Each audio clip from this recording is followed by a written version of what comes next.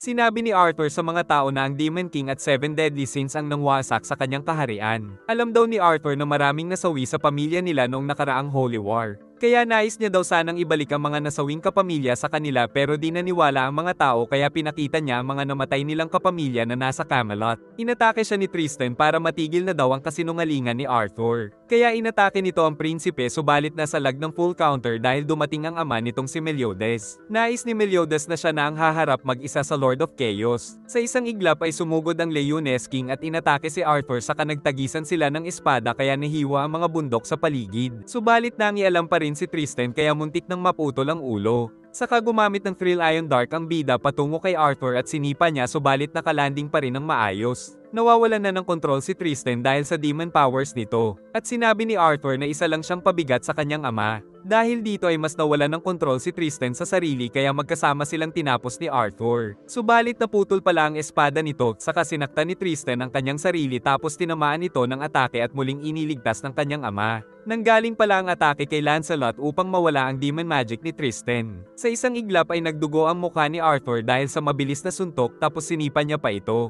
Binuo ni Arthur ang espada at hiniwa ang nakailag na Lancelot. Subalit pinakita ang ngipin nitong nakuha ng binata na ikinagulat nila Gawain. Dahil dito ay nagdilim ang paningin ni Arthur na umatake ng napakabilis na espada pero sa isang iglap ay natapakan niya ang Camelot King. Ngunit pumalagang Lord of Chaos kaya kinuha niya ang isang espada at mabilis nitong hinabol ng atake si Arthur hanggang sa tamaan ito at naputol ang espada. Subalit biglang napinsala si Lancelot ng kamay ng Lord of Chaos kaya napasugod si Meliodas. Saka nakitang naging mga halimaw pala ang kanang kamay ni Arthur na kusa daw siyang pinagtatanggol kaya napaligiran din ng mga ito ang paligid. Pero bumangon si Lancelot at naglabas ng napakalakas na aura. Tapos may dumating na napakalaking flying ship na nakita ng mga tao kung saan nakasakay ang mga Knights of Chaos ni Arthur. Pumayag na rin ang marami sa mga tao na sumama kay Arthur dahil naniwala silang nandoon ang mga yumao nilang pamilya. Subalit natusok ni Lancelot si Arthur pero ngumiti pa ito saka nagsimulang maglaho at sinabi na ang pagdalaw niya ay upang matutunan lang ang tungkol sa kapangyarihan ng Four Knights. Pagkatapos ng labanan ay nagtulong ang mga tao upang maisaayos ang lugar. Pagsapit ng gabi ay tuwang-tuwa si Percy sa malambot na kama. Nalulungkot daw si Anne dahil may mga taong naniwala kay Arthur. Pero naiintindihan daw ni Percy ang mga tao dahil nakita niya rin doon ang kanyang lolo. Tuwang-tuwa din si Percy dahil napakalakas daw ng mga kasama. Ngunit hindi pala alam ni Anne na si Meliodas ang bata na nagligtas kay Tristan. Kalaunan ay magyayaya sanang kumain si Lancelot pero nakita niyang natutulog na ang magkakaibigan. Kinabukasan ay ipinatawag sila ng hari sa trono nito kung saan nila nakita si Queen Elizabeth na napakaganda. Ngunit di makapaniwala si Anne na si Meliodas ang maliit na bata kaya gumuho ang mundo nito. Subalit sinabi ni Meliodas na kailangan na nilang magpaalam. Kaya naiyak ang magkakaibigan dahil marami na silang napagdaanan ng mga pagsubok kaya ayaw sana nilang maghiwalay. Pero kinuha ng hari ang espada at lahat sila ay ginawa niyang mga Holy Knight. Dahil ang tinutukoy pala ng bida ay kailangan na nilang magpaalam sa nakaraang buhay dahil magiging mga Holy Knight na sila. Dahil dito ay opisyal nang nabuo ang Percival Platoon. Dinala sila ng hari sa war room kung nasaan ang iba pang kasamahan. At mas lumiit pa si Gawain na tinukso ni Chien kaya sinunog siya nito. Saka nagpakilala sa kanila si Thetis na #1 mage ng Leones sa kasalukuyan. Giit ng hari na sila ang nakatakdang mangwasak sa Camelot. Ang alam daw ni Anne ay matagal nang nawasak ang Camelot kaya sinabi ng mage na gumawa si Arthur ng New Camelot sa ibang dimensyon. At para maintindihan nila ay pinakita sa kanila ni Thetis ang isang lugar na nababawasan ng mga parte bilang kapalit ng mga likha ni Arthur. Kay Varghese daw mismo nanggaling ang impormasyon na ito na noon ay isang tauhan din ni Arthur. At dala daw nito ang isang baby na walang iba kundi si Percival na balak nitong palakihin at protektahan ang kanyang buhay. Subalit wala na pala silang paraan para makapasok sa Camelot dahil pinatay na ni Jericho ang bihag nilang Chaos Knight na gagamitin sana nilang susi sa dimension. Dagdag pa ng hari na di rin daw siya makapasok sa Camelot dahil isa siyang demon. Pinaliwanag ni Thetis na ang New Camelot ay merong isang barrier na mga tao lang ang pinahihintulutang makapasok. Kaya giit ng hari na ang Four Knights na daw ang bahala dahil baka makapasok din ang mga biracial na sila Lancelot at Tristan. Ngunit dahil wala pa silang siguradong access sa Camelot ay nais daw munang maglakbay ni Percival sa Britanya. Naglibot muna sila sa Leones para magpalipas ng oras at niyakap ni Percy si Anne dahil natuwa siya dito. Sinampal siya ng dalaga pero dahil wala namang mali siya si Percival ay sinubsob nito ang pagmumukha kay Anne at hindi nila alam na nakita sila ni Nasians. Samantala nagpapapansin si Gawain ngunit si Tristan lang ang gusto ni Isolda. Pinagbawalan ni Isolde si Tristan na ilagay sa panganib ang sarili nito, ngunit sinabi ng prinsipe na pantay-pantay lang sila sa kanilang platon dahil ganito ang samahan ng idolo niyang 7 deadly sins kaya walang nagawa si Isolde kundi ang pumayag. Saka nilagyan pa siya nito ng ribbon kaya kinilig lalo ang dalaga. Samantala hinintay ni Lancelot si Guinevere at di napansin na may nagmamasid sa kanilang likuran. At pagdating nila sa bahay ay nagpalit pa ito ng damit para magpa-cute. Sa kanilang pag-uusap ay napag-alaman na may kakayahan pala si Guinevere na malaman ang future sa kanyang panaginip na katulad ng kay King Boltra. Subalit ang sa kanya ay napakalinaw kaya nalalaman niya rin ang maliliit na detalye pero limitado lang daw ito tungkol sa kanya. Dahil dito ay nalaman niya na kung ano ang mangyayari sa kanya at kung kailan siya mamamatay. Dagdag pa nitong magiging magkasintahan daw sila ni Lancelot sa future. Kaya kinwento nito ang tungkol sa kanilang magiging love story subalit napaiyak ito dahil nakita niya din daw ang kamatayan ni Lancelot. Pagkatapos ng pag-iyak ay gama na rin ang pakiramdam ni Guinevere. Saka umalis si Lancelot at kinilig ito nang lumingon ang binata. Bigla namang umulan at pagbalik ni Guinevere ay naghihintay ang isang lalaki na nakilala niyang ang Red Knight na si Ironside na isa sa 4 evils ng Camelot Kingdom. Naramdaman ni Lancelot na nasa panganib si Guinevere kaya kinausap siya nitong magiging ayos lang daw ito dahil alam niya na ang mangyayari. Nagtungo si Gawain kay Meliodas para magreklamo sa costume na binigay nito. Giit ng hari na may magic ang damit na ito dahil umaayon ito sa katawan ng nagsusuot. Saka nagbabala si Gawain kung sigurado ba si Meliodas sa kanya dahil pamangkin siya ni Arthur pero di ito alintana ng King of Leones. Kinabukasan ay naghanda ang mga platon at pinag-utos ng hari na magtungo sila sa Wolnak at doon maghiwalay.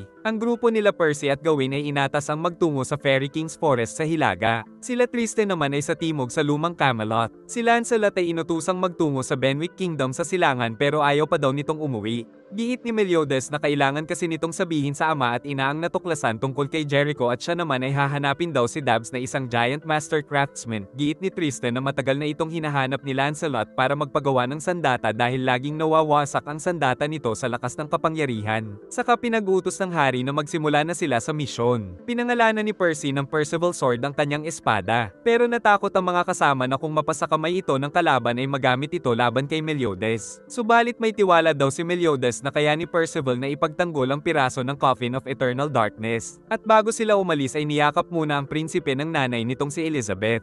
Pag-alis ng mga ito ay naalala ni Meliodas ang sinabi ni Lancelot na nawawala si Guinevere, samantala dinala na ni Ironside si Guinevere sa New Camelot. Kahit na isang bihag ay di natatakot si Guinevere. Saka sinabi pa niya kung paano mamamatay si Ironside sa future. Kaya pinabayaan na nitong magtungo mag-isa si Guinevere patungo sa hari. Namangha ang bata dahil parehong-pareho ang lugar sa nakita niya sa kanyang vision saka nakarating sa Gate of Encounters. Pumasok siya at gumamit ng spell kaya nakarating sa kinaroroonan ni Arthur. Kaya sinabi ng hari na si Guinevere ang kanyang mapapangasawa. Naiinis naman si Ironside sa mga pinagsasabi sa kanya ni Guinevere. Saka dumating siya sa bahay at naghubad ng armor saka sinalubong ng anak na si Diodora na tinanong pa kung natalo niya na daw ba ang 4 knights. Habang nakikipaglaro ang anak ay naalala ni Ironside noong napilitan siyang hanapin si King Arthur upang mailigtas ang buhay ni Diodora dahil namatay na ang kanyang asawa. At dahil naging maayos si Diodora ay masaya na daw dito si Ironside. Sa kanilang pag-uusap ay sinabi ni Arthur na nais niyang pakasalan si Guinevere dahil lang sa kakayahan nitong vision prophecy. Tinukso ni Guinevere kung ba't pa ito gumawa ng ilusyon ni Merlin ngunit bigla itong pinatay ni Arthur dahil sa inis. Subalit isang elf pala ito na totoong pinatay kaya nagbanta si Guinevere sa sasapitin nito. Pero nais daw ni Arthur na baguhin ang future kaya nagbabala ang bata na malaki ang magiging kapalit nito pero para maniwala daw si Arthur ay kailangan niyang patunayan ng kakayahan. Sinabi nga ni Guinevere ang mga mangyayari upang patunayan ang kanyang kakayahan. Subalit sinamantala ito ni Arthur upang maambush ang 4 knights. Katulad ng sinabi ni Guinevere ay nagtungo nga sa Walmec ang 4 knights. Ito ay isang bayan na nagsisilbing daanan sa gitna ng dalawang kaharian kaya makikita sa pader ang atake ng mga bandido. Nasaktuhan din nila ang festival kaya nagsasaya ang mga tao at nais din sanang magsaya ni Tristan na ikinagalit ni Lancelot. Nagtungo sila sa isang inn upang maghanap ng matutulugan subalit walang masyadong bakante gawa ng festival. Kaya na-excite si Gawain na makasama sa iisang room ang dalawang chicks. Umakyat si Donnie upang magpasikat kay Percy. Ngunit si Percy ay napakataas ng narating at nakita pa ang isang babaeng nagbibihis. At nagalit ito kaya nahulog si Percival. Saka dumating ang kasama nito dahil ito pala ay mga Chaos Knight na hinahanap ang Knights of the Apocalypse. Dahil wala nang silid ay napilitan si Tristan na makitulog kasama ng isang sexing babae. Ngunit inis na inis si Chien dahil baka mapahamak daw ang prinsipe. Si Isolda ay di rin mapakali sa kakaisip kay Tristan dahil baka may mangakit daw dito na ibang babae. Sinabi ni Nasyans na alam niyang crush ni Jade si Isolda, pero nalulungkot daw si Jade dahil ang prinsipe ang gusto nito. Sinabi ni Jade na alam niyang may gusto din si Nasyans sa Bansot, pero si Anne ang tinutukoy ni Jade ngunit ang totoo ay kay Percival ito nagkakagusto. Nasa labas ng kwarto ni Tristan ang dalawa at pinakinggan nila ang pag-uusap sa loob kaya binuksan nila ang pinto at nalaman na binobotines ng prinsipe ang dalaga. Tapos sumama pa dito si Tristan sa festival. At habang naglalakad ang grupo ay naiinip na sila Chien at Isolda dahil di pa nila nahahanap ang prinsipe na tinukso pa ni Donnie kaya binanatan siya. At di nila alam na nagmamasid ang mga Chaos Knight sa kanila. Nagsimula nang maghanap ang grupo sa prinsipe ngunit sila Gawain at Lancelot ay hindi sumama. Saka nakiusap si Lancelot na tanggalin ni Gawain ang barrier ng walnut kapalit ng pudding. Kaya agad na tinanggal ni Gawain ang barrier kaya naramdaman na nila ang aura ng mga tao. Subalit nagbalik lang ito muli na ipinagtaka nila dahil kapangyarihan pala ito ng babaeng kasama ni Tristan na dinala siya sa liblib na lugar. Tapos ipinakita nito ang tunay na anyo na isang demon. Pinigilan ni Anne sa pagmamadali ang kasama dahil may naramdaman daw siya. Kasalukuyang nakikipaglaban sa demon si Tristan kahit na hindi kasapi ng Chaos Knight ang kalaban ay nais siyang patayin nito dahil sa mixed blood niya kaya nahuli siya nito at nasuntok subalit nagbalik dahil sa sapot saka pinagbubugbog nito. Gagamitin sana ni Chien ng magic subalit walang lumalabas na boses sa kanila. Saka sila pinatalsik ng kalaban dahil kagagawan pala ito ng isang Chaos Knight. Muntik nang tamaan ni Isolda si Jade. Subalit muntik na silang tamaan ng isang palaso mula sa isa pang Chaos Knight pero nahiya ito dahil manyak daw si Jade. At isang ahas pala ang ginamit na palaso kaya tinuklaw nito si Isolda na inihagis ni Anne at bumalik sa master nito. Tapos inatake sila ng iba't ibang mga hayop dahil sa kapangyarihan ng kalaban na isang summoner. Nagsimula nung mahilo si Isolda kaya binuhat ni Jade at nilagyan ng darkness ang kalaban. Tapos nag-iwan ng mga time bomb si Isolda kaya sumabog ito kasama ng mga creatures. Nang sumugod si Kalbo ay binali ang braso ni Donnie kaya sumugod si Nasyans pero inuntog siya sa pader at nasalag ang axe ni Chien at sinipa siya nito.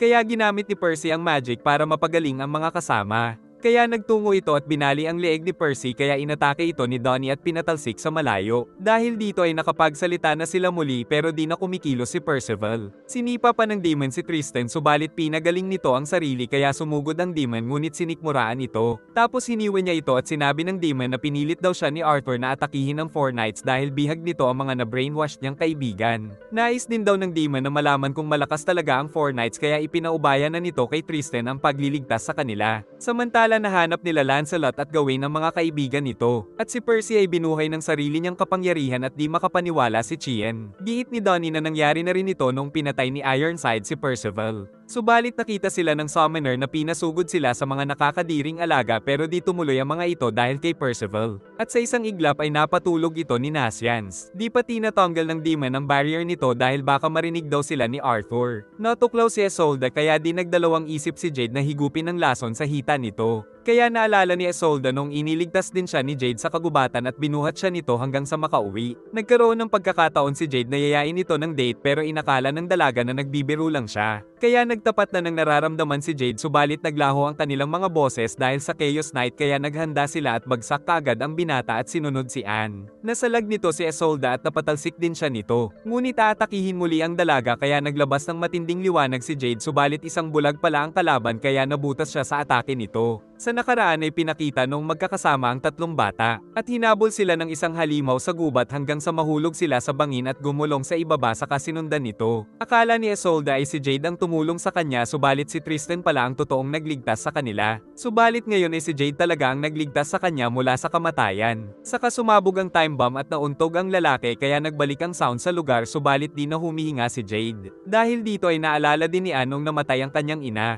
Subalit nagising pa ang Chaos Knight ngunit na-awaken ni Anne ang kanyang kapangyarihan na matinding gravity. At pagdating ng mga kasama ay niyakap niya si Percy at nagulat sila sa nakita. Sinubukan itong pagalingin ni Percival ngunit ang sugat lang ang gumaling pero di niya nabuhay si Jade kaya pinaginitan siya ni Chien. Tapos nakatakas pa sa kanila ang Chaos Knight ngunit sugatan ito. Saka nakita niya ang kasama na nabihag ng magic ni Percy. Subalit di nito matanggal ang magic ng bida kaya kinuha na lang ang magic item. Saka ginamit nito ang flute at lumabas ang halimaw mula sa purgatory. Pinalabas ni Chian ang fire spirit upang habulin si Kalbo na gumawa nito kay Jade kaya hinigop nito ang lahat ng apoy sa lugar upang mas lumakas. Dahil sa magic ni Chian ay nahanap na sila ni Tristan. Habang sa kalangitan ay nilamon ng malaking fire spirit si Kalbo at tuluyang naging abo at naging magandang fireworks. Nakita ng demon na ligtas ang mga kaibigan niya at wala ng epekto ang brainwash sa mga ito dahil binugbog pala sila nila Gawain at Lancelot. Giit ni Lancelot na naramdaman niya kasing na brainwash lang ang mga ito. Saka nais daw makausap ni Lancelot ang demon pag alis nila sa lugar. At nang lumipad sila patungo sa bayan ay naramdaman nila ang nanghihinang kapangyarihan ng yumaong kaibigan.